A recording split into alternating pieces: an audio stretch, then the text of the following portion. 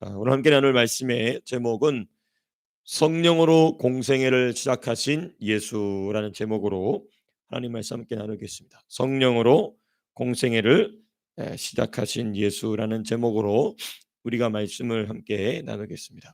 우리 예수님은 이 땅에 오실 때부터 성령으로 오셨습니다. 그 마리아에게 잉태되신 것도 우리가 사도신경 고백한 것처럼 성령으로 말미암아, 그렇죠? 성령으로 말미암아 잉태되셔서 오셨죠. 그리고 이 예수님의 모든 사역이 우리가 어렸을 때 예수님의 성전에서의 우리가 며칠 전에 나눠봤던 그 사역도 돌아보더라도 성령으로 이끌림 받는 자들에게 찾아가셨다는 것, 만나 주셨다는 것 우리가 또 살펴봤습니다. 그리고 오늘 본문을 보더라도 예수님이 공생애를 어떻게 시작하셨는가, 역시 성령으로 시작하셨음을 우리는 보게 됩니다. 그래서 예수님도 성령으로 무슨 일을 시작하셨다면 저와 여러분들도 마땅히 당연히 성령으로 시작해야 될 줄로 믿습니다. 우리 1절부터 2절까지 말씀 먼저 좀 보시겠는데요. 우리 1절 말씀 다시 한번 읽어보겠습니다. 시작. 예수께서 성령의 충만함을 입어 요단강에서 돌아오사 광야에서 40일 동안 성령에게 이끌리시며, 여기 보면 힌트가 하나 있습니다. 어떤 힌트인가 보시게 되면은 예수께서 성령의 충만함을 입어 어디서 돌아오셨다 말씀하고 계시죠? 요단강에서 돌아오셨다. 이 말씀을 우리가 보려면 누가복음 3장, 우리가 공부하지 않고 넘긴 3장 21절에서부터 22절 말씀을 한번 꼭 봐야 합니다. 누가복음 3장 21절과 22절 말씀 우리 같이 한번 읽어보겠습니다. 시작. 백성이 다 세례를 받을새 예수도 세례를 받으시고 기도하실 때에 하늘이 열리며 성령이 비둘기 같은 형체로 그 위에 강림하시더니 하늘로부터 소리가 나기를 너는 내 사랑하는 아들이라 내가 너를 기뻐하노라 하시니라. 아멘. 여기 보시게 되면 이 장면은 뭐냐? 장면은 무엇인가? 백성이 다 세례를 받았다라고 하고 있어요. 이게 뭐냐면 이제 우리가 어제 말씀 나눴던 것처럼 유대인의 무리가 요단강으로 세례받기 위해 세례 요한에게 나오는 장면입니다. 거기에 지금 누구도 나오셨냐면 예수님도 나오셔서 누구에게 세례를 받으셨죠? 세례요, 그렇죠? 세례 요한에게 세례를 받을 때에 그때의 하늘이 열리며 누가 임하셨다고요? 하늘에 계신 아버지 하나님께서 성령을 비둘기같이 부어주셨다. 성령이 비둘기같이 그 위에 임하셨다, 강림하셨다라고 얘기합니다. 그리고 나서 시작되는 말씀이 4장 1절, 예수께서 성령의 충만함을 입어 요단강에서 돌아오사라고 되어 있습니다. 예수님은요, 성령의 세례와 성령의 충만이 전혀 필요 없으신 분이십니다. 필요 없으세요. 이런 일 자체가 예수님은 필요가 없으신 분이십니다. 자, 근데 예수님이 세례 요한에게 세례를 받으시기까지 이 사건을 보여주신 이유가 무엇이겠습니까? 단연 첫 번째, 너희도 이와 같이, 너희도 나와 같이 받으라. 나도 성령의 세례를 받았다면, 나도 성령으로 충만함을 받았다면, 전능하신 하나님 본체이신 그 아들 예수 그리스도께서 어떠한 능력의 하자도 없으신 분이 우리에게 보여주시고, 또 우리 주님도 겸손히 자기를 낮추시기 위하여 성령의 세례와 성령의 충만을 받으셨다면 예수님을 믿는 모든 이가 받아야 함은 너무나 당연한 것입니다. 너무나 당연한 것이죠. 두 번째, 왜 우리 주님은 이렇게 하실 조금의 이유가 없으심에도 불구하고 말씀으로만 우리에게 말씀하셔도 되시는데도 불구하고 몸소 우리에게 직접 보여주셨느냐? 이래야 사역이 시작된다는 것입니다. 이와 같이 성령이 임하셔야 디바인 미션이 그제서야 시작이 된다는 것입니다. 성령의 세례가, 성령의 충만이 없이는 사역이 시작되지 않습니다. 여러분, 사역이 무엇입니까? 주님을 섬긴다는 거예요. 디바인 미션이 뭐냐? 그 ultimate goal은 뭐냐? To serve the Lord. 주님을 섬기는 게 궁극적인 목적이에요. 어떤 사람은 돈을 버는 것으로, 어떤 사람은 목사로, 어떤 사람은 무엇으로 다 다르지만은 그 디바인 골, ultimate goal은 무엇인가? 그 궁극적인 목적은 무엇인가? To serve the Lord. 주님을 섬기는 것입니다. 주님을 섬기는 것이 시작이 안 된다는 것입니다. 무엇이 없이는 성령의 세례가 없이는 성령의 충만이 없이는 주님을 섬긴다라는 것이 불가하다. 특별히 개인이나 가정이나 교회를 바르게 세우기 위한 사역. 나와 내 가정과 내가 사랑하는 교회를 바르게 세우기 위한 그것을 위해서는 반드시 누가 임하셔야 된다? 성령이 임하셔. 성령의 세례와 성령의 충만이 성령의 능력이 부어져야 된다. 자, 그런데 내가 나를 세우고 내 가정을 세우고 교회를 세우는 등의 주님을 섬기는 일을 위하여서 성령이 강림하시고 나니까 제일 먼저 무슨 일이 일어나느냐? 바로 사탄과의 전쟁이 막 시작이 됩니다. 그러니까 사역이 시작이 된다는 것은 곧 주님을 섬기기 시작한다는 것이고, 주님을 섬긴 다음을 좀 구체적으로 얘기한다면 나를 주님의 몸된 교회로 세우고 내 가정을 주님의 몸된 교회로 세우고 내가 사랑하고 내가 소속되어 있는 교회를 성경적 교회로 세우는 일을 위하여서 성령이 나를 사용하시는데, 그 모든 일의 출발점에는 뭐가 시작이 된다? 영적인 싸움이 시작이 된다는 것입니다. 귀신과의 싸움이, 마귀들과의 싸움이, 사탄과의 싸움이, 악한 영들과의 싸움부터 시작된다는 것입니다. 성령이 임하시자마자 막 행복하고 좋은 일이 나고 막 질병이 나고 온갖 복이 막, 그게 아니고 진흙탕 싸움이 시작이 된다는 것입니다. 진흙탕 싸움이 시작이 된다. 그게 3절에서부터 14절까지 우리 예수님이 성령에 충만하셨으면 막 일이 다 잘 돼야 되는 거 아니겠습니까? 그런데 오히려 사탄이 와서 덤빕니다. 그때 예수님이 이제 금식하심으로 이 사탄의 마귀의 도전에 challenge from devil, 그렇죠? 마귀로부터 오는 그 도전을 주님께서 받아주시죠. 그리고 3번 대화를 나누십니다. 그래서 3번 이 사탄이 마귀가 시험할 때에 각 주제들이 있습니다. 이 각 주제들은 무엇을 의미하느냐? 우리가 성령에 사로잡혀서 주님의 몸된 교회를 세우고 가정을 세우고 나를 주의 온전한 성전으로 세우기 시작할 때 일어난 일입니다. 그럼 우리는 이것에 유념해야 될 필요가 있죠. 우리가 싸우는 영적 싸움이 무엇인가?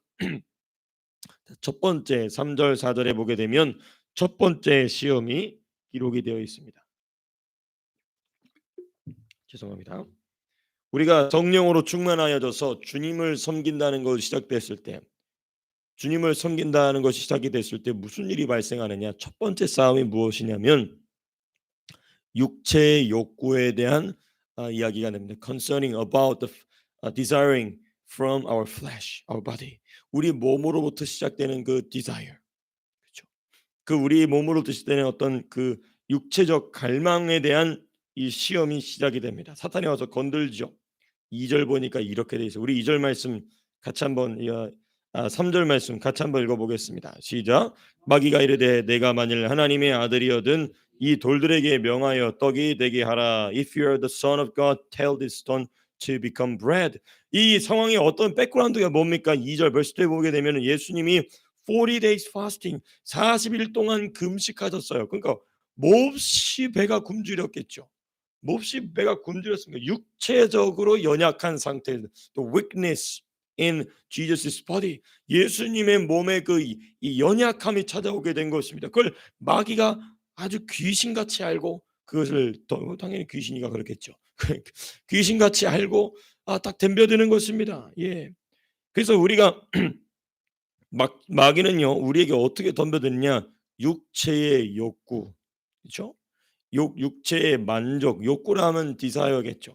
또 육체의 만족, satisfaction이겠죠. 그다음에 육체의 필요, needs입니다. needs. 이거를 명확하게 알고 거기를 탁 찍고 들어옵니다. 네, 육체의 욕구를 알고 거기를 탁 찍고 들어와요. 그래서 그 사람의 육체를 건드려서 주님을 섬기는 것을 실패하게 합니다.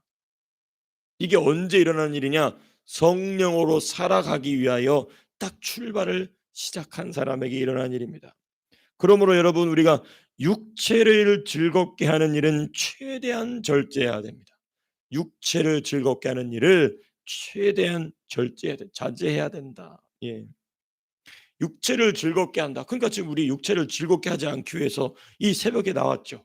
죽으려고 하고 있습니다. 우리 서희, 민서 막 거의 그 병든 병아리 마냥 막 있지. 여러분 병든 병아리 보셨죠? 죽으려고 막 그러고 막 그러다가 모이통에 머리를 탁 쳐박고 죽어요. 근데 그러기 직전에 얼마나 힘들어 지금. 인제 무슨 말인지 모르지 너는. 그치? 그 얼마나 힘들겠어요. 예. 그러나 이 육체를 즐겁게 하는 일을 최대한 절제하는 일. 근데 이건 곧 무엇을 의미하냐면 속 사람의 만족과 필요를 채우는 일입니다. 속 사람, 우리 영, 우리의 거듭난 영의 만족, 우리 거듭난 영의 우리 속 사람의 inner being, our spirits satisfaction, 그렇죠? needs, 이것을 채운다는 것입니다. 하나님의 말씀에 대한 갈망이 그것을 다스리게 해야 된다는 것입니다. 무엇이? 마귀가 우리 육체를 탁 건드려서 우리의 육체의 욕구가 막 일어날 때가 있어요.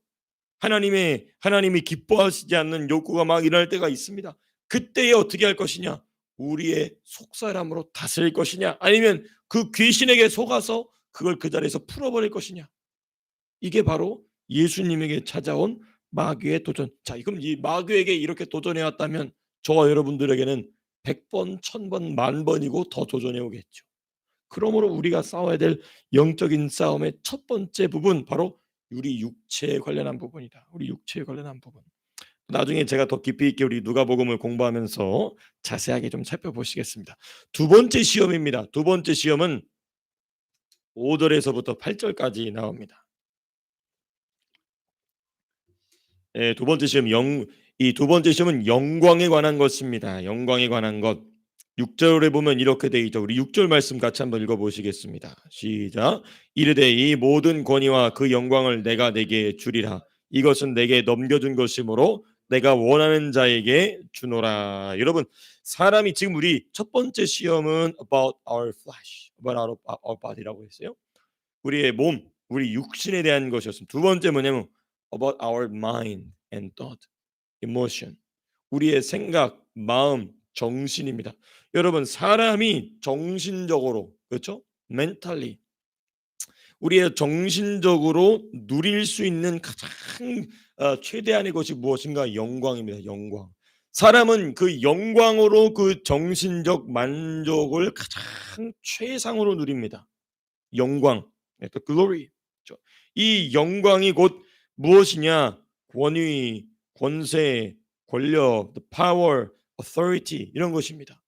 파워나 authority를 가지고 영광을 누리죠. 그 사람들이 자꾸 높은 곳으로 올라갑니다. The people naturally finding out the top of the hierarchy. 왜냐하면 거기에는 뭐가 있죠? 영광이 있기 때문에 그렇습니다. 그 영광을 얻기 위해서, 그 영광이 그 사람의 정신적 만족. 그러니까 이 대단했던 이 세상의 왕들 보십시오. 모든 것을 가졌어요. 모든 돈도 가졌습니다. 심지어 그 당대의 아름답다는 여인들도 가졌습니다. 다 가졌음에도 불구하고 계속해서 땅을 정복해 나가면서 다른 민족들을 멸망시키는 이유가 무엇입니까? 그 꼭대기 위로 올라가려는 영광. 그게 육체적인 이 욕구, 육체적인 만족보다 더 강력한 것입니다. 더 강력한 것이에요. 물론 이제 우리는 거기를 안 가봤으니까 이제 우리는 그걸 잘 모르겠죠. 그러나 그 영광을 우리가 우리의 삶 속에서 누릴 수 있는 우리의 영광을 우리가 요구하고 있다는 것을 어디서 볼 수 있느냐? 그게 바로 사람의 칭찬과 인정입니다. The respectation from the people. 그걸 막 갈망해. We desire the respectation from the people. 사람들로부터 내가 존중받기를 바라죠. 사람들로부터 내가 인정. 그 사람 대단해. 나는 인정받기를 바라고 있으면 칭찬과 인정받기를 원하는 것, 이게 바로 영광을 갈망하고 있는 사람의 속성입니다. 네, it is the pure nature of our human being. 우리의 그러므로 이 영광을 취하기 위한 갈등이 인간 역사 속에서 전쟁이라는 것으로 나오게 되는 것입니다. 서로를 죽이지 않으면 그 사람을 죽여야 그 사람의 영광이 누게 되니까, 내게 되니까 끊임없이 갈등하고 싸우는 것입니다. 그러나 여러분, 우리가 다 잘 아는 바와 같이 영광은 하나님이 주셔야 우리 것이 되는 것입니다. 내가 취한다고 해서 내가 얻어지는 것이 아니고, 사람들이 날 칭찬해주고 인정해준다고 해서 영광이 생기는 것이 아니고, 하나님이 인정해 주시고 하나님이 칭찬해 주셔야 그것이 infinite glory, eternal glory가 되는 영원한 영광이 되는 것입니다. 그러므로 우리는 사람의 칭찬 기대하지 않습니다. 사람에게 나를 어떻게 인정해 주느냐 그거 기대하지 않습니다. 오직 우리 주 예수님이 나를 보시고 칭찬하실 것인가에 대해서 우리는 관심을 갖는 것이죠.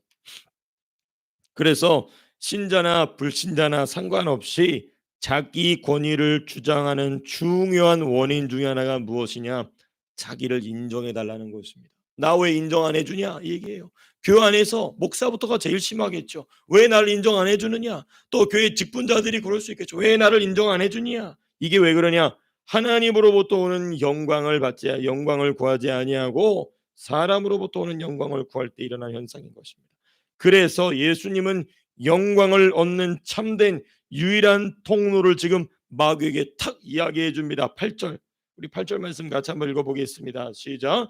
예수께서 대답하여 이르시되 기록된 바 주 너의 하나님께 경배하고 다만 그를 섬기라 하였느니라. It is the only way to get glory from God, worshiping the Lord your God and serving Him only. It is the only way to get a glory from God. 하나님으로부터는 그 영광을 얻는 유일한 통로 뭐냐? 하나님께 영광 올려드리는 예배자로 서는 것, 그게 참된 영광을 얻는 유일한 통로다. 그래서 마귀는요, 우리로 하여금 영광을 엉뚱한 데서 얻게 하기 위해서 예배에 실패하게 합니다. 예배에 실패해야 하나님께 영광을 돌리지 않게 되고 하나님으로부터 뭐가 안 옵니까? 영광이 안 오겠죠. 그럼 영광이 안 오면 사람들은 naturally 너무나 자연스럽게 다른 곳에서 영광을 찾고자 합니다. 그래서 예배에 실패하는 성도는 엉뚱한 곳에서 영광을 찾는다라는 것을 우리는 명심해야 됩니다. 이게 바로 사탄이 성령으로 살아가고자 하는 자에게 찾아오는 시험이다. 들고 오는 시험이다. 그러나 세상 것에서 영광 찾지 아니하고 하나님께 영광 돌림으로 영광을 얻고자 하는 자에게는 반드시 하나님께서는 영광을 주신다는 것입니다. 그 사람을 높여주신다는 것입니다. 베드로서에도 그렇게 되어 있죠. 기다리라, 주께서 너희를 뭐 하시리라? 높여주시리라, 영광을 주시리라. 주님이 말씀으로 약속하신 것입니다. 세 번째 시험입니다. 세 번째 시험은 정말 핵심적인 시험의 내용인데 이게 뭐냐면 성육신을 부정하는 것입니다. denying of his incarnation. 예수님의 성육신을 부정합니다. 9절 보면 이렇게 돼 있죠. 내가 만일 하나님의 아들이거든, if you are the son of God. if라는 말을 붙이고 있어요. 예수님은 definitely he is the son of God. 예수님은 분명히 하나님의 아들인데 마귀는 말을 탁 비틀어서 너가 정말 하나님의 아들이거든, 정말이라는 얘기는 아닐 수도 있다라는 가능성을 쓱 집어넣는 것입니다. 근데 이것은 곧 무엇을 의미하냐면 예수님의 성육신을 부정하려 한다는 것입니다. 왜 이 예수님의 성육신을 부정하고자 했느냐? 왜 이것을 부정하고자 했느냐? 하나님의 성육신, 예수님도 하나님이지 않습니까? Jesus is also God. 그렇죠? 이 하나님의 성육신을 인정하는 것과 예수님의 성육신을 부정하는 것, accept or reject, 이게 각 개인의 무엇과 직결되냐면 구원과 직결됩니다. Denial or acceptance or accept is directly connect to our salvations. 우리의 구원에 직접적으로 연결되어 있어요. 그 하나님이 이 땅에 육신의 몸을 입고 오셨습니다라는 이것을 인정하는 자, 이것을 인정하지 않는 자는 천국과 지옥이 갈라지기 때문에 마귀는 그것을 탁 치고 들어오는 것이죠. 하나님이 사람을 구원하시기 위한 유일한 방법, it is the only way to save people, through his son's incarnation. 그 아들의 성육신으로 말미암은 구원이 유일한 방법이다. 여러분, 이 사탄의 세 번째 시험은요, 예수님의 공생의 내내 유대인들을 통하여 일어났습니다. 너가 진짜 하나님의 아들이냐? 그래서 심지어 나중에 예수님이 십자가에 못 박혀 죽으실 때 유대인들이 이 예수님을 잡아갈 때에 It's such a blasphemy라고 그랬어요. 무슨 블라스페미냐? 너가 어떻게 너를 하나님의 아들이라고 말할 수 있느냐라는 제목으로 예수님을 잡아가죠. 이 마귀는 처음부터 이걸 가지고 노린 것입니다. 너가 어찌하여 하나님의 아들이라고 너가 감히 얘기하느냐라는 이 신성 모독의 죄를 붙여서 예수님을 붙잡아가죠. 그러니까 우리 여기서 뭘 볼 수 있느냐? 마귀가 너무나 싫어하는 것 뭐냐? 예수님의 성육신의 신앙 고백을 인정하는 것 너무나 싫어한다는 것입니다. 그래서 우리는 사도신경 너무나 중요한 것입니다. 성령으로 잉태하사 동정녀 마리아에게 나시고라는 이 고백, 이 고백엔 능력이 있다는 것을 우리는 절대로 잊어서는 안 되는 것입니다. 우리의 신앙의 출발점이 바로 거기에 있는 것입니다. 두 번째, 예수님의 참 하나님 되시고 참 사람 되심은 10절에서부터 11절 마귀가 제안하죠. 그러한 방법이 아니고 오직 십자가로 죽으시고 무덤에서 부활하심으로만 증명된다는 것입니다. 이 마귀가 10절 11절에서 하는 말은 하나님 말씀을 인용하고 있는 것이거든요. 너가 정말 하나님의 아들인 것을 이렇게 증명해봐라. 높은 곳에서 떨어지면 너가 떨어져서 땅에 부딪혀서 깨져 죽기 전에 천사가 하늘부터 내려와서 너를 잡아주면 너는 진짜 하나님의 아들이다. 그게 증명되지 않겠냐? 그러면 다른 모든 사람들이 네가 하나님의 아들인 것을 다 알지 않겠느냐? 이 얘기하는 겁니다.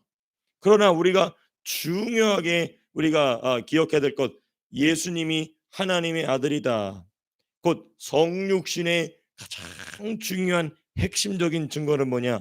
우리 주 예수님의 십자가에서의 죽으심과 무덤에서의 부활이 예수님의 성육신의 가장 핵심적 증거이신 것입니다.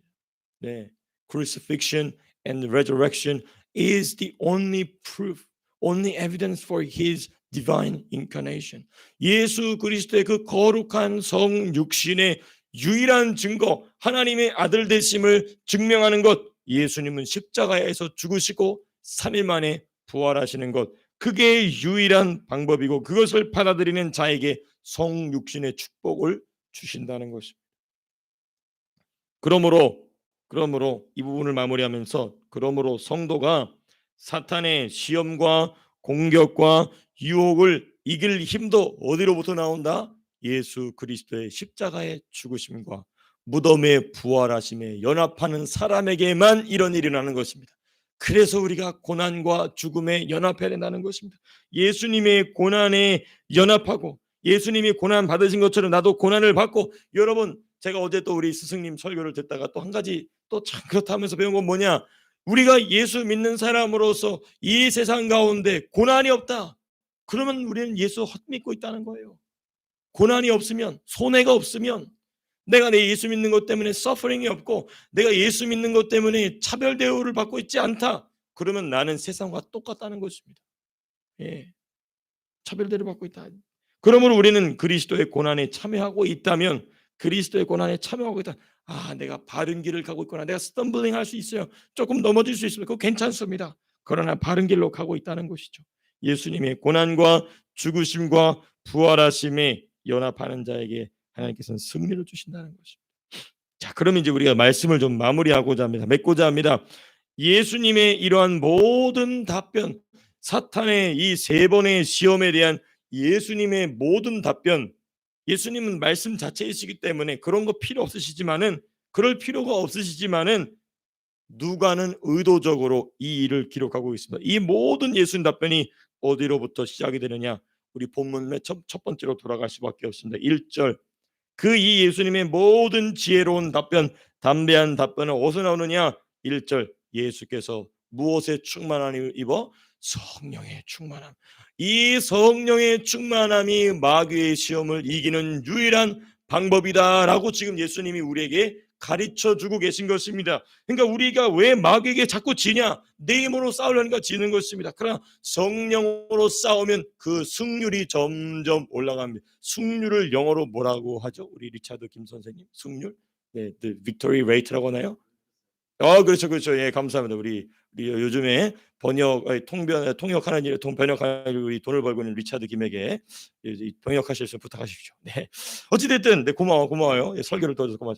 이 승률이 점점 올라가요. 성령 충만하면 100% 갑자기 다 이긴다는 게 아닙니다. 그때부터 승리가 뭔지 알게 된다는 것입니다. 점점. 왜냐하면 베드로도 실수했거든요. 성령이 강력하게 임했음에도 불구하고 이방인들과 식사하는 문제로 실수한 적이 있거든요. 그렇게 실수할 수 있습니다. 그러나 중요한 건 뭐냐? 늘 패배하고 지고 짓눌려 있는 삶에서 이제는 반격이 시작이 된다는 것입니다. 무엇으로 말미암아? 오직 성령의 충만함으로만이 그것이 가능하다는 것입니다. 그러므로 성도의 영적인 싸움은요, 성령의 세례를 받아야 드디어 인식이 됩니다. 성령의 세례가 없이는 영적 싸움에 대한 인식을 자꾸 남한테 들어야 알아요. 중요합니다. 남이 조언해줘야 합니다. 그러나 성령의 세례로 충만하게 되면 내 안에서, 내 주변에서, 더 크게는 사무엘이나 다윗 같은 경우는 자기 내면이나 자기 주변에서 영적 싸움을 넘어서 자기 민족에 대한 영적 싸움까지 보게 됩니다. 이게 이제 우리 주님의 목적이에요, 목표예요. 그래서 내가 내 내면에서 일어나는 영적 싸움에 대해서 명확하게 인식하려면 성령의 세례와 성령 충만 말고는 없다는 것입니다. 제가 그게 좋아가지고 제가 강조하는 것이 아니라 성경이 이와 같이 강조하고 있다는 것입니다. 그래서 누가는 이 말씀을 이렇게 마무리하고 있습니다. 14절, 예수께서 성령의 능력으로 갈릴리에 돌아가시니, 시험을 받으실 때도 성령의 충만함으로 받으시고, 또 그 시험을 마치시고 이제 사역을 시작하시기 위해서 갈릴리로 가시는 것도 성령의 능력으로 가셨다라고 얘기해요. 참 재밌는 표현입니다. 그냥 가면 돼요. 그냥 걸어가면 됩니다. 근데 누가는 뭐라고 굳이 얘기하고 있느냐? Jesus returned to Galilee in the power of the Holy Spirit. 이렇게 얘기하고 있어요. In the power of the Spirit 이렇게 얘기하고 있어요. 성령의 능력으로 돌아가셨다. 예수님의 일거수일투족은 전부 무슨 능력으로 임하셨다? 성령의 능력으로. 그럼 이제 우리에게 퀘스천 마크가 생기는 것입니다. How about us? How about me? 나는 어떻냐? 이제는 저와 여러분들이 성령의 능력으로 삶의 현장 속에서, 우리 태아가 이제 주말마다 일한다는 얘기를 들었는데 성령의 능력으로 일하게 되기를 바랍니다. 그렇지. 그러니까 너가 그릇을 씻는데 뭔가 달라. 그릇을 씻는데 뭔가 달라. 이게 성령의 능력이고 그게 요셉이었습니다. 요셉. 적은 일 하나를 해도 주인이 보기에 쟤는 뭔가 다르다. 그게 바로 성령으로 일하는 사람의 특징인 것입니다. 우리 사랑하는 성도님들의, 저부터 우리 사랑하는 성도님들의 삶이 성령의 능력으로 이끌림 받는 삶이 되실 수 있게 되기를 주님의 이름으로 축복합니다. 제가 기도하고 마치겠습니다.